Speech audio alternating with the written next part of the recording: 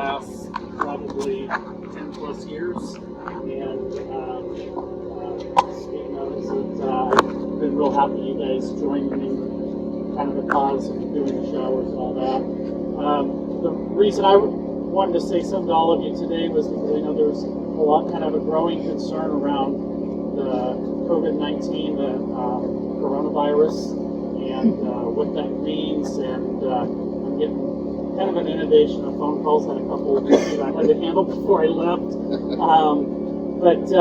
So one of the things, Stephen contacted me on Friday about getting the idea of getting the N95 mask or doing that, and so I'll just share a little bit. The virus, this number one, this is a virus. It's not bacterial.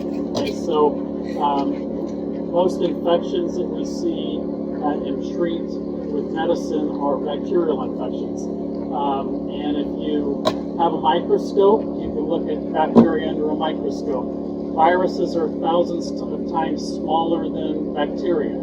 So in the N95 mask we use in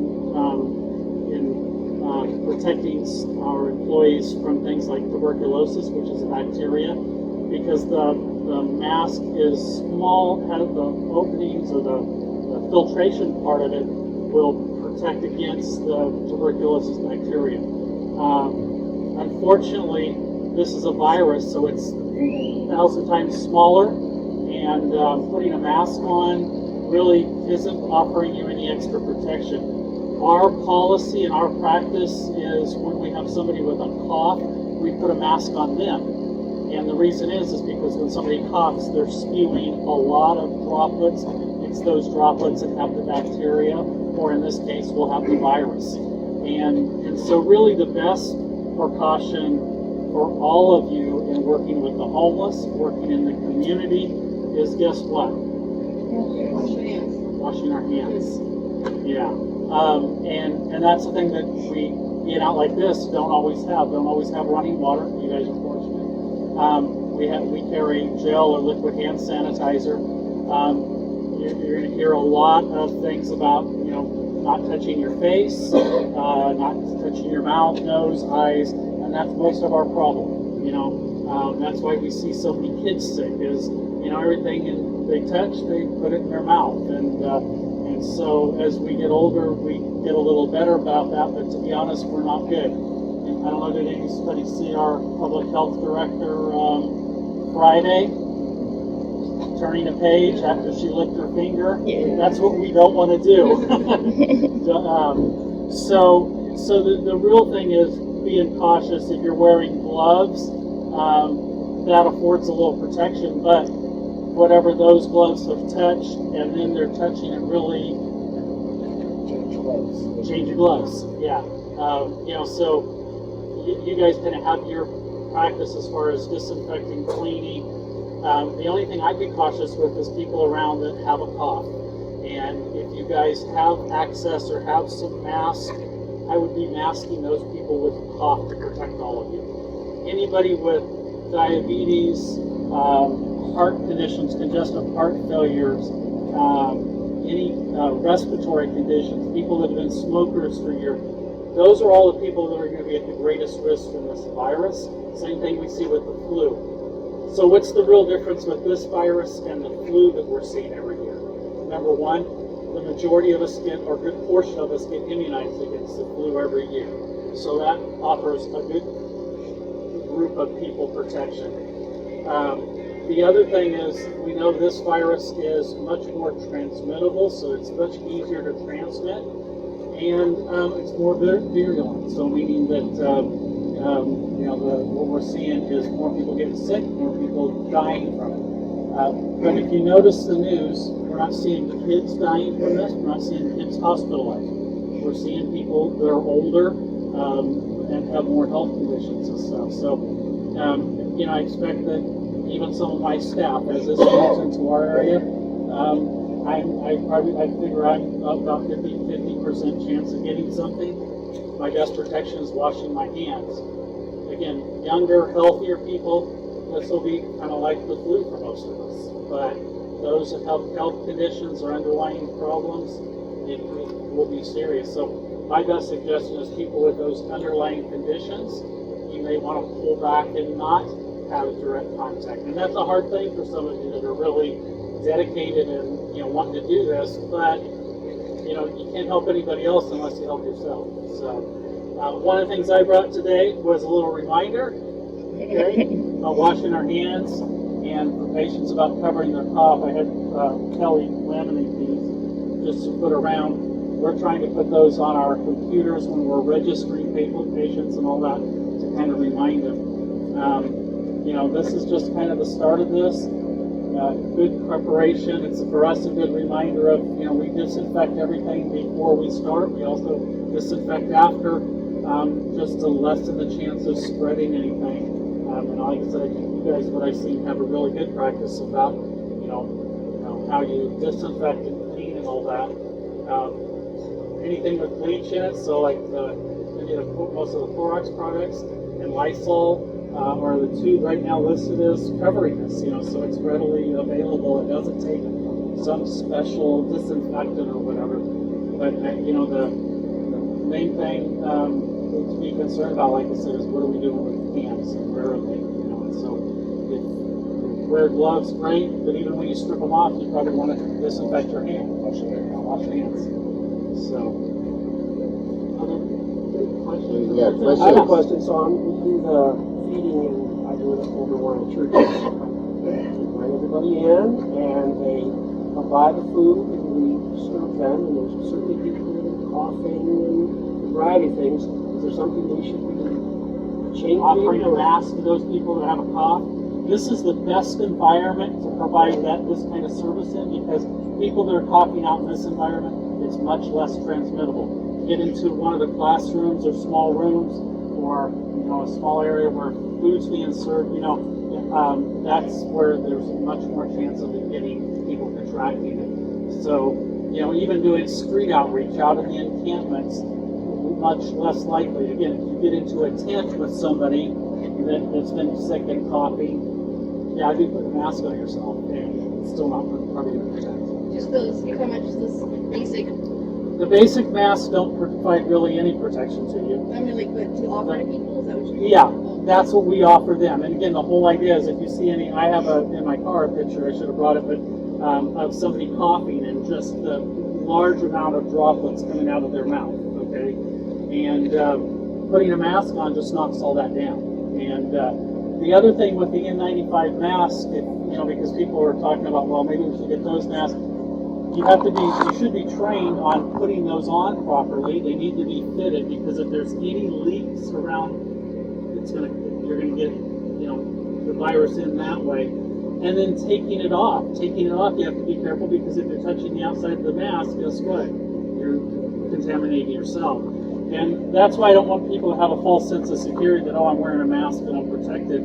I'd rather if somebody's got a cough, put a mask on. I think you said a regular kind of mask for regular, even the dust masks that you get at Home Depot with, the thing that isn't available hardly anywhere, but those would be of use to somebody that's actively coughing. And, and that's the other question, when you have somebody like that, should we maybe, we hate to isolate them, but even serving the food outside, instead of bringing them inside where everybody's around them. So you've got some hand disinfectant that's spray tan, and it's at station 1 where we do the initial intake. So what my thoughts were is that everybody that comes to that station, have them put their hands out, spray their hands. I'd offer it. Yeah, you can't force somebody, but I would be saying you could be working at that first station. After every person's been there, I'd be redoing my hands. And what I've done as a practice is I disinfect my hands before I touch anybody, and then I disinfect after I touch them. I just think it's kind of offensive that I don't do anything until I touch you, and now I've got to disinfect. So I feel like it shows a little respect that I'm putting hand sanitizer on before I touch them or take papers or do anything with them. But then afterwards, I'm doing the same thing, and it just kind of one more level of trying to protect yourself. In station 1, that is where we want to hand the masks out. But then again, if we ask them, like somebody's coughing over here, Or you coughing. Ask him. That's me. Oh, is that me? But they can't force them to wear it. But what we do on our clinical practice, somebody not wearing a mask, we're not letting them in. And I mean, I hate to do that, but again, we got to protect everybody else.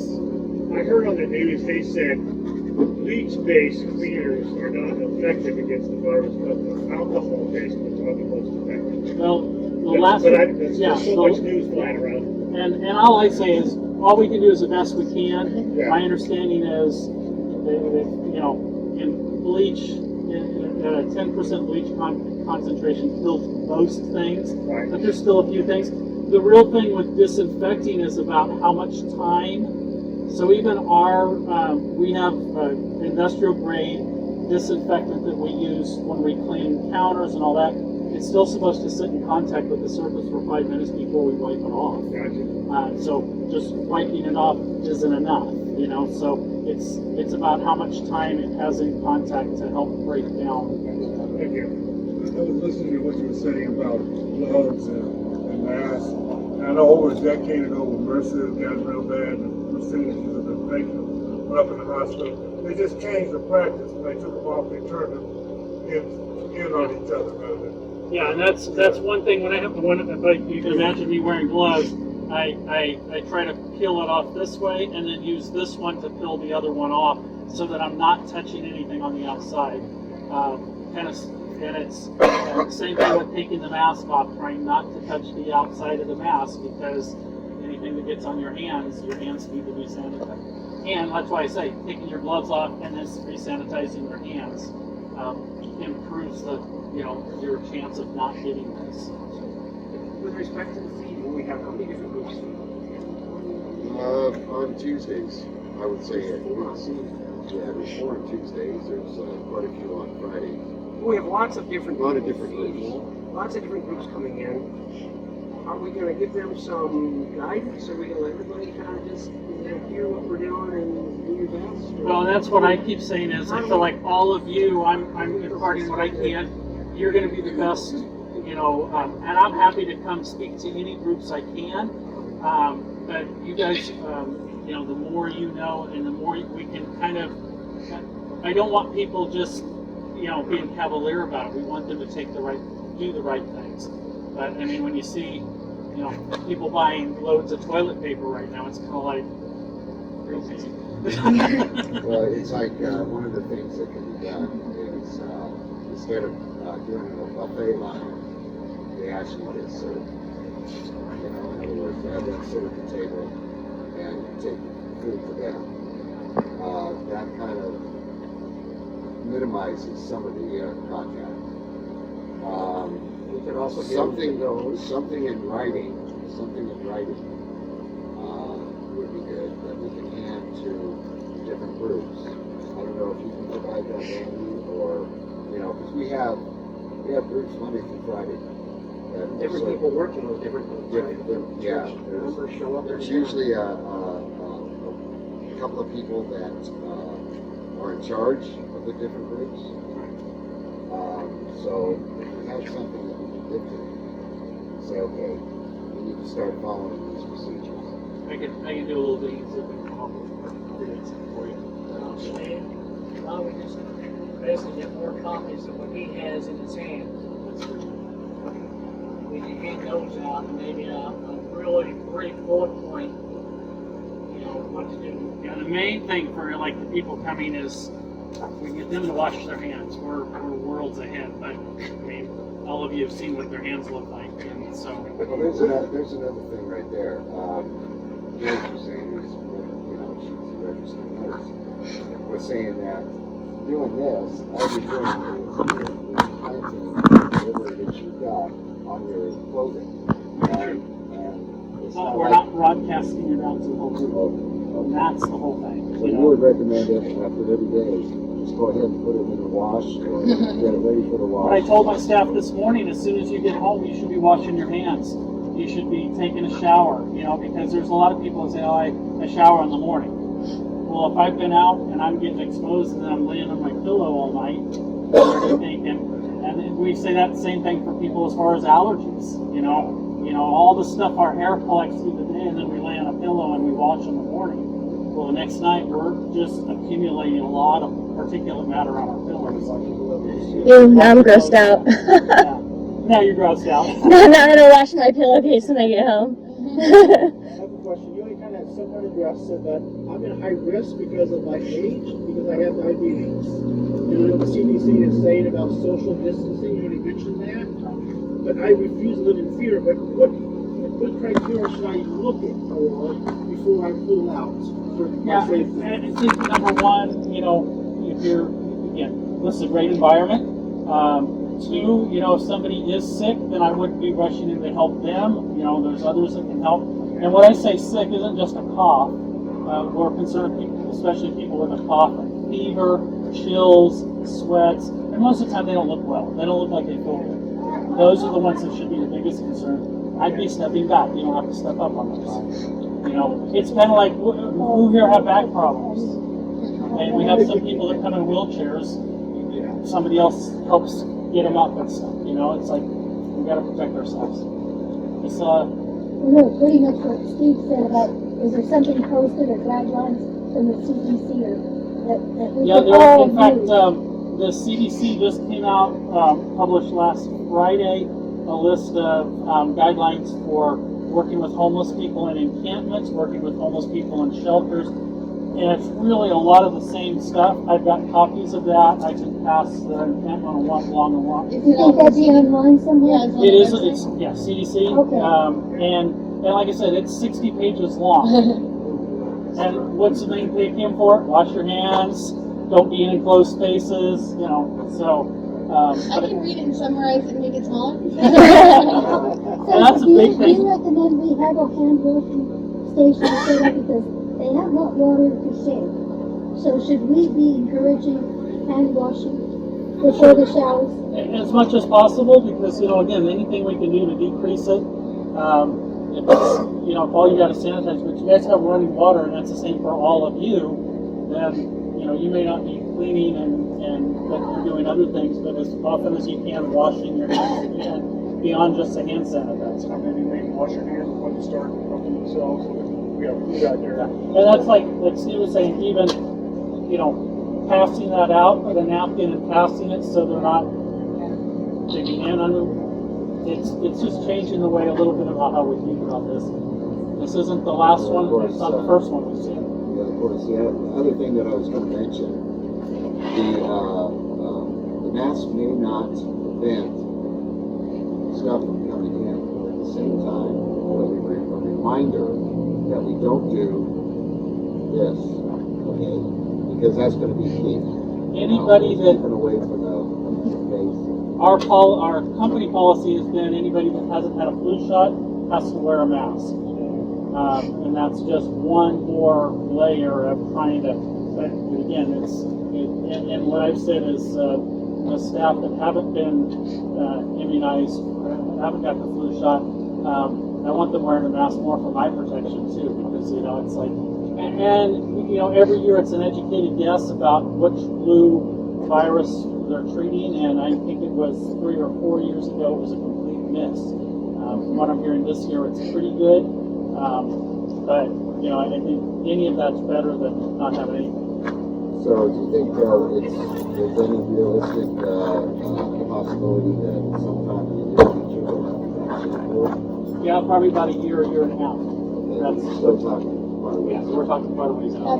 I heard this comes around every decade or so. Is that true? Or it's come Well, on the you past? know, we had SARS. That's the that same was a virus, new- right? No, totally different virus. We've had swine flu, we've had bird flu, you know, the avian flu. So there's several, but this is in a a novel virus is kind of a special group. We haven't seen a lot of those, and so that's where the concern is because they know it's more virulent, more transmittable, and the seasonal flu we see. Again, we have pretty good what we call herd immunity, and so many people have been vaccinated, not just this year, but the years prior. So a lot of us have some circulating protection from that. This virus, there's not been. In fact, H1N1, that virus the last, I think there was about 3 years in a row that was included in the re-vaccine, was H1N1 was in there. This is what's called the novel virus, which is totally different, and so none of us have that protection. So is it still holding that the mortality rate is pretty low? It is. It's relatively low, but compared to the flu, so the flu is 0.1, and depending on which numbers you look at, Italy right now is right around 4% death rate. What we're looking at, most of the data is around 3.5% versus 0.1%, so that's a huge difference. That's the percentage of those who've been infected, right? Yeah, and that's the other thing. We don't know how many people have been infected, so and what we're going to see, because there's more testing going, and that should make more of us anxious. But the idea that now as we start testing more people, we start seeing that number grow. Now, what happens with the mortality rate is with the other question. So this question is more for Steve, based on what Randy just said. Are we going to screen them at intake? So if you suspect someone has a cold or something, what's our policy going to be to help get them treatment, number one, and also refuse treatment here? I think that what we can do there, first of all, the hand gel is becoming very hard to come by. So that's why we're using the hand sanitizers, which is a high concentrate. I will show it to you later in the bottle. So at station 1, it's to be intentional. Okay? We're not just going to sign somebody in and say, okay, it's time to go to get a shower.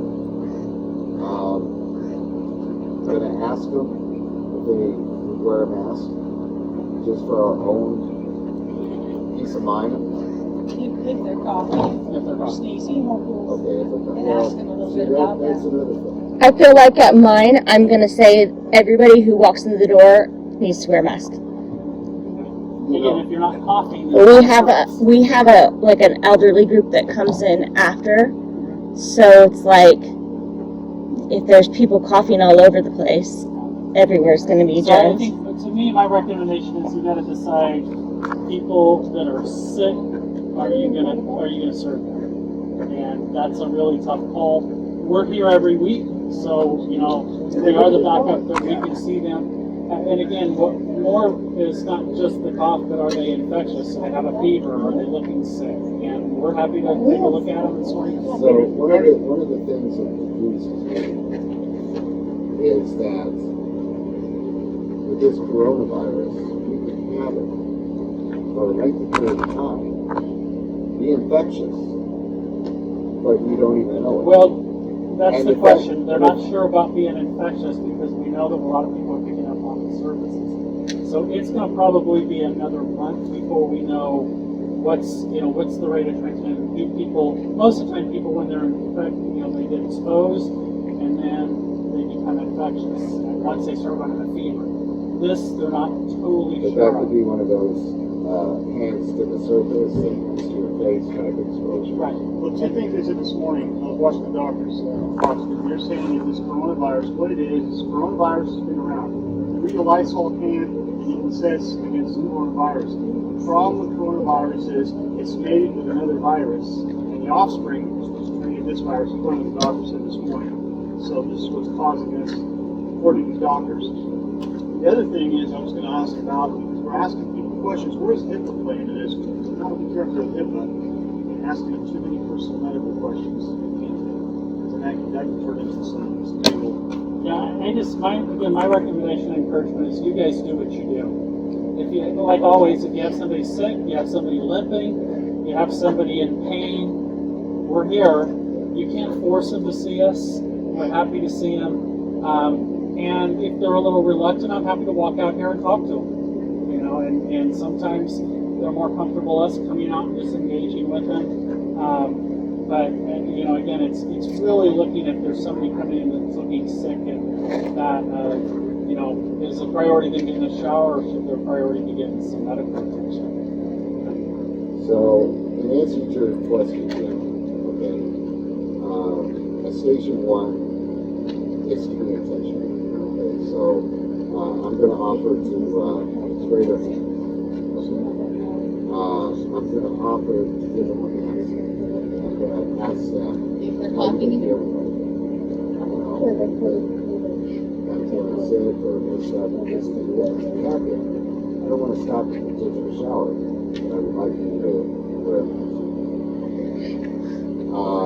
And if they say, no, I don't want to make a mask, wear a mask, I would say, well, I respect your choice, but I can't put all of my volunteers in a place where if they got infected, it could kill them. Because we are not young people here. I'm a type 1 diabetic, and I've been diabetic since I was 8 years old. Okay? If I got the flu, I'd be in the hospital. Most people, they get the flu, and they just suffer through it, take NyQuil and all that other crap. Me, it would kill me. It has all this. So, The second part of my question is, if we do suspect someone is ill, what do we do? And how needed is that resource? well, I think oftentimes you can usually tell somebody's not under the weather. Okay? You can see that amongst ourselves sometimes. And with the homeless, their lifestyle, their environment brings them even more vulnerable to catching everything that there is out there. And Randy can attest to that. And I think that, to me, the point is that they're coming here because they trust all of you. You know, and so, you know, to not turn the alarms on, bells and whistle and all that, just be able to have a conversation and talk. And most of you know me, and, you know, to make the introduction or send somebody over to get me and I'll come out, but, you know, whatever it takes. But I do think it should be kind of, you know, you have to take what precautions you can, but I think we also want to be respectful of them and not alarm everybody else that's around them too.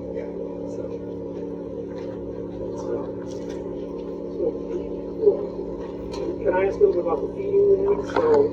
So over at Good Shepherd, everybody comes in, I'll circulate around, use the restroom, then we have a line and all the gloves and try to keep them back in all by the food. We certainly have people who cough and are sick, and so should we change that protocol starting tomorrow when we go into? It sounds like what Steve recommended before. Well, I want to be explicit about this. So. Well, no, I mean, Well, very you know, explicit. here's the Make a thing. plate and take it That- to But let them do the same wandering in, or at the front saying, you know, if you're sick, we'd like to bring food to you. Or, you know, most of these people. I think we should have this discussion. I mean, what do you know, with myself, okay, you know, the same way. yeah, we do the same thing. You know, it's like, what can be done? Because with the meals, except for the ones that are out in the park, the meals are in a closed environment. Which is part of the, we like the socializing, protected space. Are things going to change where we're going to have to do what Family Church of Praise was doing, and Ben knows about this? Yeah. You know, when their building got condemned, they started doing to-goes out the door. You know, we didn't have that community thing. And we're fortunate right now with nicer weather that it's not so bad doing it. Because, like I said, this is a much safer place than doing this indoors where you're walking into showers and rooms. And the thing about that is that I would let every individual group make that call. Because for me, I help facilitate the program, but I don't run it. I understand. Because I represent you, letting other churches in, and I represent our church. Yeah. And we can let everybody make the call, but it's nice to have the guidance that we have here to help us be consistent, help us not. And to be honest, I think churches are going to have to face that same issue Oh, with inside the gathering. churches, absolutely. You know, are we going to maybe Absolutely. change how we gather because, They are. you know, We can have that whole conversation. and so I think that moves that way. I mean, I know there's already we'll see it with school districts, I think we'll see it with churches, and we'll start canceling services and doing some other And way. I think feeding, I'm taking them a plate, I think is the first thing we have. I think to do that's a good start. immediately, is to not have them, anybody wander up in front of all our food, just take them. And personally, I think that's a show of real hospitality too, that we're changing this, and not because we're fearful and all that, but really because this is a great way to serve, you know. And then as the next week or two roll by, we may be changing everything. Right. Absolutely. Hopefully not, but Yeah. you know. One extreme to the next. Yeah. Somehow, I mean, tomorrow,